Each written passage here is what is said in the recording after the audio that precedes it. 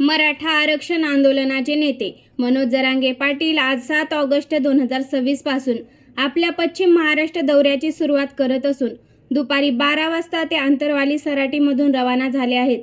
29 August 2026 रोजी होणाऱ्या शेवटच्या आणि निर्णायक आंदोलनाच्या पार्श्वभूमीवर समाज बांधवांना एकत्र आणणे हा या दौऱ्याचा मुख्य हेतू आहे.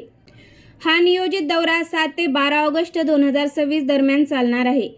मराठवाड्यातील काही लोकप्रतिनिधींचे कुणबी जात प्रमाणपत्र रद्द झाल्याने जरांगे पाटील पुन्हा आक्रमक झाले आहेत. शासनाने मराठा समाजाला दिलेल्या आश्वासनावर वेळकाढूपणा केल्याचा आरोप करत 58 लाख कुणबी नोंदीची प्रमाणपत्रे पदरात पाडून घेण्यासाठी लोकांना जागरूक करणे आणि 29 ऑगस्टच्या अंतिम लढ्यासाठी सज्ज करणे हा त्यांचा नवा प्लॅन आहे. या दौऱ्याच्या माध्यमातून पश्चिम महाराष्ट्रात मोठे जनआंदोलन उभारून 29 ऑगस्ट रोजी सरकारला थेट कोंडीत पकडण्याची रणनीती मनोज जरांगे पाटील यांनी आखली आहे. पहिल्या टप्प्यात ते तुळजापूर, सोलापूर, सांगली, सातारा आणि कोल्हापूर या भागातील मराठा समाज बांधवांच्या प्रत्यक्ष भेटीगाठी घेऊन संवाद साधतील.